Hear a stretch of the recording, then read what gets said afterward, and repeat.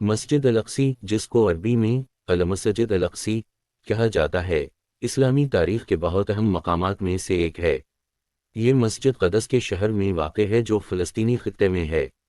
اس کی تعمیر کا وقت خطابتہ ہے، لیکن اس کی بنیادی تعمیر ہرود کے خلافتی خلیفہ عبد الملک بن مروان کے زمانے میں ہوئی۔ مسجد الاقصی کا نام عربی زبان میں بعید ترین مسجد کا مطلب ہوتا ہے۔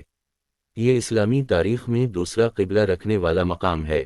پہلے قبلہ کعبہ کے بعد مسلمانوں کو نماز ادا کرنے کے لیے یہاں رکنے کا حکم دیا گیا تھا۔ مسجد الاقصی اسلامی روایات کے مطابق رسول اللہ محمد صلی اللہ علیہ وسلم کے زمانے میں معراج کی مقام ہے۔ مسجد الاقصی کی عمارت عرضی علاقے پر پھیلی ہوئی ہے اور اس کے اندر کئی حصوں کو شامل کیا گیا ہے۔ اس کی بنیادی عمارت پیغمبر ابراہیم علیہ السلام اور ان کے بیٹے حضرت اسحاق علیہ السلام کے زمانے میں بنائی گئی تھی۔ مسجد الاقصی کی تاریخ بہت پرانی اور اہم ہے۔ یہ مسجد فلسطین کے بیت المقدس شہر میں واقع ہے جو اسلامی تاریخ کا اہم حصہ ہے۔ اس کی تعمیر کا وقت بہت قدیم ہے اور اس کا تاریخی اثر بہت دور تک جاتا ہے۔ مسجد الاقصی کی بنیادی تعمیر مسجد الاقصی کے قدیم دورانیے میں حضرت داؤد علیہ السلام کے زمانے میں ہوئی تھی۔ حضرت داؤد علیہ السلام اور ان کے بیٹے حضرت سلیمان علیہ السلام کے حکومت کے دور میں مسجد الاقصی کی بنیادی عمارت پر شروع ہوئی۔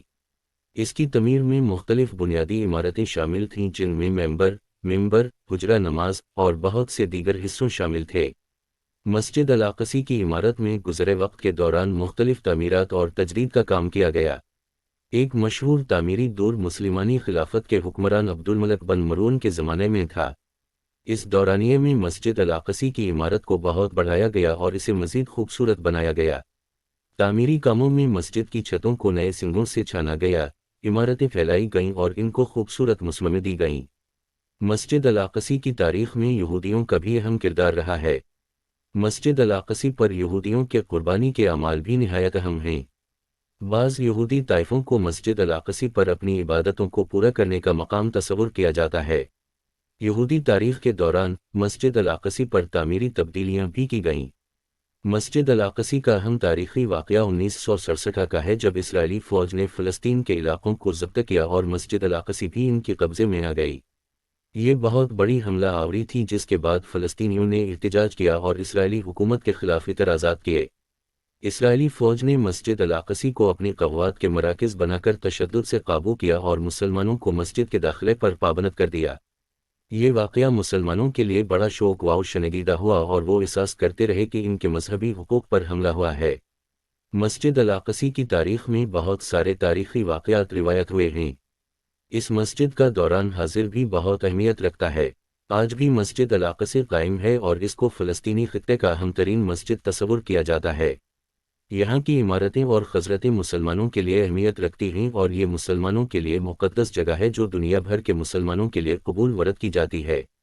مسجد الاقصی پر نماز پڑھنا، زیارت کرنا اور اس کی حفاظت کرنا مسلمانوں کا فرض ہے اور وہ اس کے لیے ہمیشہ محنت کرتے رہتے ہیں۔ اختتامی طور پر مسجد الاقصی اسلامی تاریخ کا اہم حصہ رہی ہے۔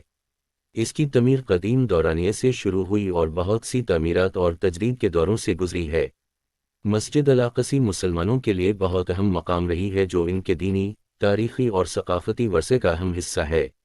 اس کی تاریخ میں بہت سارے واقعات روایت ہوئے ہیں جو اس کی اہمیت کو بڑھاتے ہیں۔